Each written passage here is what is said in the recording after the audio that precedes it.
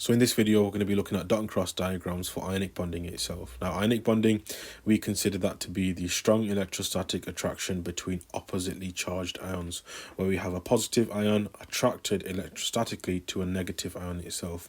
And normally, right, what we say is a compound, right, that consists of a metal bonded to a non-metal, and that non-metal could be a molecular ion as well.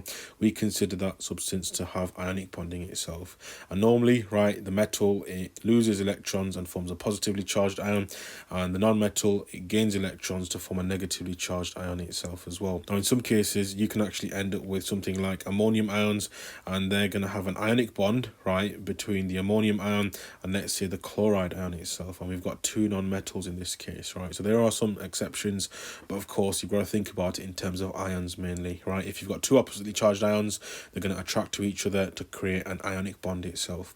Looking at this example then, right, we're asked to draw a dot and cross diagram for magnesium bromide, and normally what I do is I look at what group it's in. In this case we've got magnesium. Magnesium is going to lose 2 electrons, right, because it's in group 2. It's got 2 electrons in its outer shell and it forms a 2+ charge. Look at bromine, right, that's going to be in group 7.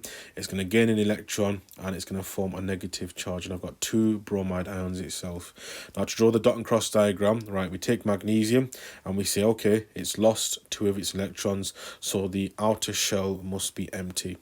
We draw some square brackets around that, and then we put the charge in the top right hand corner.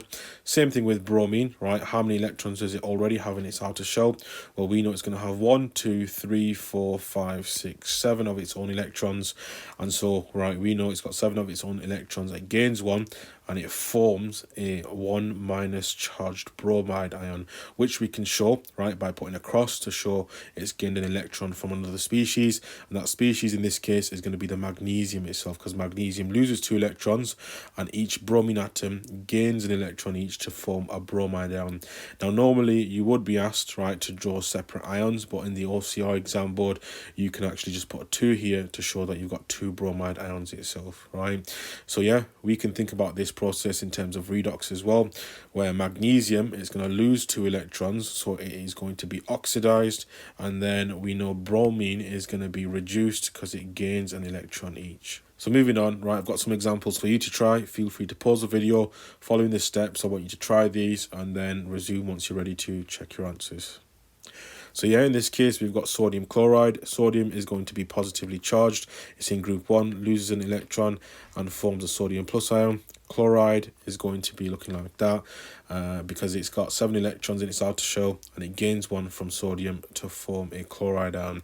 So if I were to draw out my dot and cross, I've got sodium, which is going to have an empty outer shell because it's lost that electron, some square brackets and a positive charge. Chlorine, right, that already exists with 1, 2, 3, 4, 5, 6, 7 electrons, and then the 8th electron is going to be one that it gains from sodium itself, and so we have a minus charge there as well.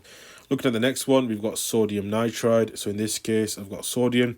That's going to form a sodium plus ion, and we've got 3 lots of that. So 3 electrons lost in total, 1 from each sodium atom. And those 3 electrons are going to be gained by nitrogen. And so what we end up with is a nitride ion, which is going to be 3- itself as well, right? So yeah, if I were to look at this, sodium is being oxidized, nitrogen is being reduced. So yeah, sodium, the outermost shell is now going to be empty because it's lost those electrons. It's going to have a positive charge and we've got 3 lots of them. If I look at nitrogen, nitrogen gains, right, 3 electrons, but it's got 5 electrons of its own. It gains those 3 over here, and we end up with a 3- charge on itself. Looking at the next one, I've got calcium, which is going to be 2+ because it's in group 2, 2 electrons in its outer shell that are lost, and then fluorine is in group 7, it gains an electron to form an F- ion, but we've got 2 lots of that as well.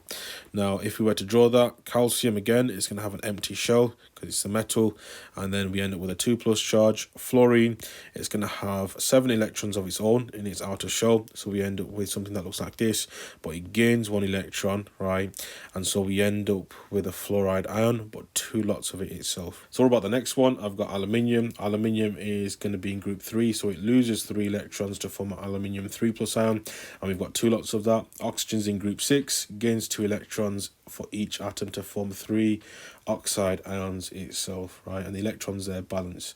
So in that case, right, I end up with aluminium. That's going to have an empty outer shell, some square brackets. I'm going to have 3 plus and 2 lots of that. Oxygen, that's going to have 6 electrons of its own.